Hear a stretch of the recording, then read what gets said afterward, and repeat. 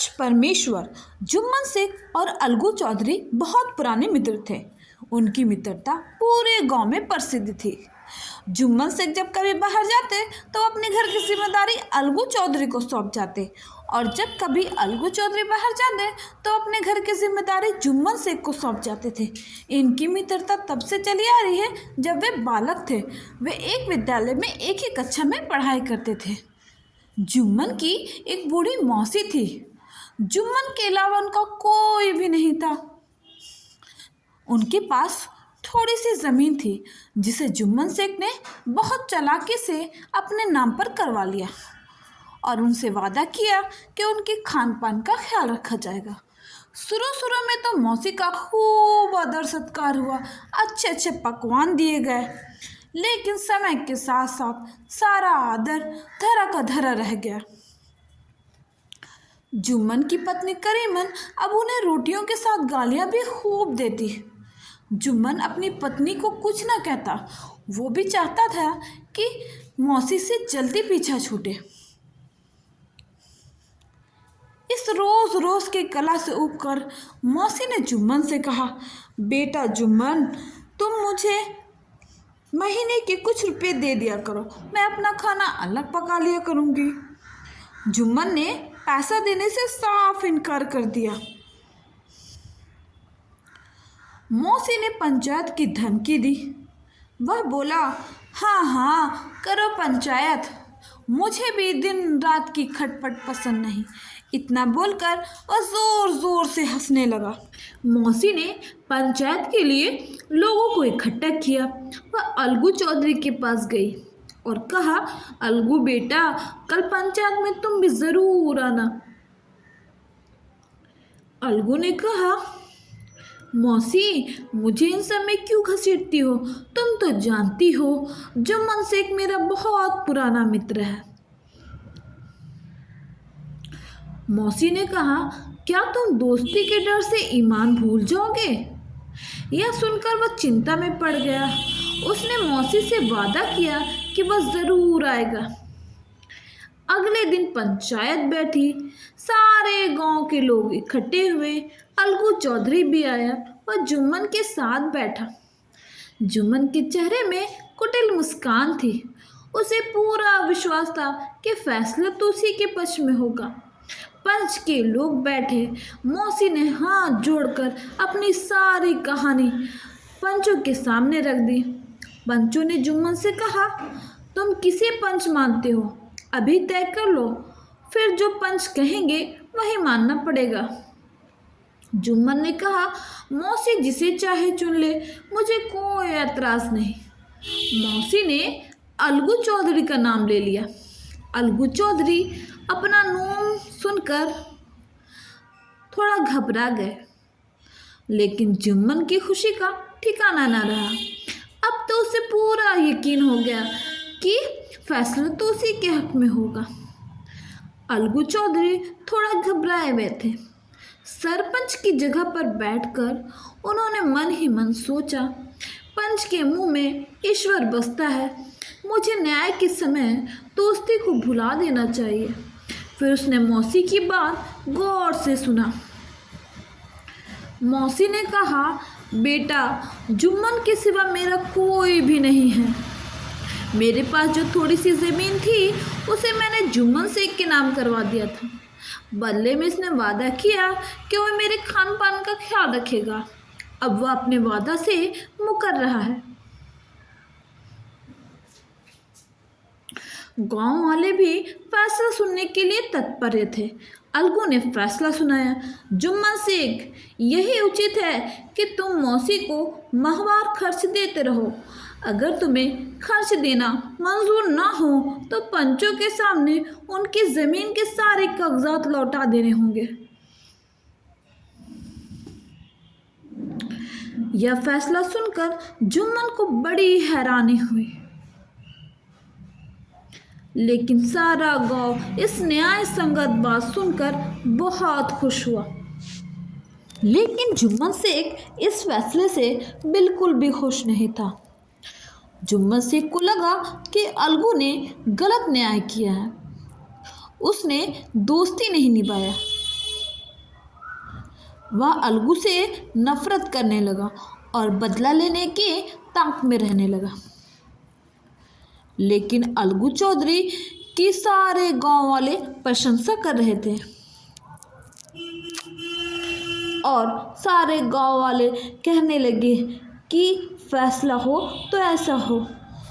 अलगू चौधरी ने क्या न्याय किया है। इस तरह की बातें गांव के सारे लोग कर रहे थे। समय बीतता गया, बहुत समय गुजर गया। अलगू और जुम्मन से अपने अपने काम में लग गए। अलगू को खेत जोतने के लिए 2 बैलों की ज़रूरत थी। उसने एक व्यक्ति से बैलों की 2 जोड़ी खरीदी। बैल बहुत ही सुंदर और तंदुरुस्त थी। जुम्मन अलगू के बैलों से भी ईर्ष्या करने लगा। एक रात जब सारा गांव सो रहा था, तब जुम्मन ने एक बैल को जहर दे दिया। बैल जहर खाकर मर गया। सुबह मरे हुए बैल को देखकर अलगू समझ गया कि यह जुम्मन के सिवा कोई नहीं कर सकता। अलगू का जुम्मन अच्छा मित्र था, इसीलिए वह खून का घूंट पीकर रह गया। अब एक बैल से खेत नहीं जोता जा सकता था, इसीलिए अलगू ने इस बैल को समझू बनिए के हाथ बेच दिया। बनिए ने उसे 1 महीने के बाद पैसा देने का वादा किया। समझू बनिया नया और तंदुरुस्त बैल पाकर बहुत खुश था। उसका लालच बढ़ गया। वह बैलों को गाड़ी में जोतकर गांव से मंडी, मंडी से गांव सारा दिन दौड़ाता रहता। ना तो उसके चारे की फिक्र करता, ना ही उसके खाने का फिक्र करता। इतनी मेहनत पाकर बैल कमज़ोर पड़ गया, लेकिन समझू के कोड़े के मार के कारण उसे घसीटना पड़ता था। लेकिन बोझ को खींचकर घर से मंडी, मंडी से घर रोज आना जाना करना पड़ता था। एक दिन समझू मंडी से घर आ रहा था। गाड़ी में ढेर सारा नमक, घी के पीपे लदे हुए थे। बोझ इतना ज़्यादा था कि बैल गाड़ी को नहीं खींच पा रहा था। गांव और मंडी के बीच रास्ते में पहुंचकर बैल बिल्कुल पस्त पड़ गया और उसने वही अपना प्राण त्याग दिया। समझू को रात में ही गाड़ी पर बितानी पड़ी, क्योंकि गाड़ी में सामान था, इसीलिए वह उसे छोड़कर नहीं जा सकता था। रात में किसी चोर ने उसके सारे घी पीपे चुरा लिए। सुबह समझू बनिए ने जब ये देखा तो वह सर पीटता रह गया और बैल को कोसने लगा। वह घर गया और अपनी पत्नी से सारी बातें कही। इस बीच जब अलगू ने अपने पैसे की मांग की तो समझू बनिए ने पैसा देने से इनकार कर दिया। बनिए की बात सुनकर अलगू बिगड़ गया। नौबत लड़ाई तक आ गई। लोगों ने दोनों को समझाया कि इस तरह आपस में लड़ने का क्या फायदा, पंचायत कर लो, फैसला हो जाएगा। बनिया राजी हो गया, अलगू को भी राजी होना पड़ा। फिर पंचायत बैठी। एक तरफ समझू बनिया बैठा, दूसरी तरफ अलगू चौधरी बैठा। पंच ने कहा, चौधरी सरपंच के लिए तुम किसका नाम लेते हो? अलगू बोला, समझू ही बता दे। समझू ने झट से बोला, मैं जुम्मन को सरपंच बनाता हूँ। जुम्मन का नाम सुनकर अलगू का हृदय धड़कने लगा। अब उसे अपनी जीत पर तनिक भी आशा नहीं थी। जुम्मन शेख के मन में सरपंच का स्थान ग्रहण करते ही जिम्मेदारी का भाव आ गया। उसने सोचा, इस समय मैं न्याय की गद्दी पर बैठा हूँ, मुझे न्याय ही करना चाहिए। जो भी कुछ भी मैं कहूँगा वह खुदा के बोल होंगे। ऐसा सोचने के बाद उसने निश्चय किया कि वह सही न्याय देगा। बहुत देर तक आपस में सलाह मशवरा करते रहा। अंत में जुम्मन ने फैसला सुनाया, समझू तुम्हें बैल की पूरी कीमत चुकानी होगी। जिस समय अलगू से तुमने बैल खरीदा वह बीमार नहीं था। उसकी मृत्यु तुम्हारी लापरवाही से हुई है। तुमने उसकी देखभाल ढंग से नहीं की और कठिन परिश्रम लिया। अगर तुम अलगू को पैसा पहले दे चुके होते तो क्या तुम्हें वह वापस मिलता? अलगू चौधरी का फैसला सुनकर फूले न समाये, अपनी जगह से उठे और जोर जोर से बोलने लगे, पंच परमेश्वर की जय, पंच परमेश्वर की जय। गांव के सभी लोग जुम्मन की प्रशंसा करने लगे। जुम्मन और अलगू ने एक दूसरे की ओर देखा, आपस में गले लिपटकर रोने लगे। जुम्मन ने अलगू को बताया, जब से तुमने मेरी पंचायत की है तब से मैं तुम्हारा दुश्मन बन गया था, लेकिन मुझे आज मालूम हुआ कि पंच की गद्दी पर बैठकर ना कोई किसी का दोस्त होता है ना कोई किसी का दुश्मन।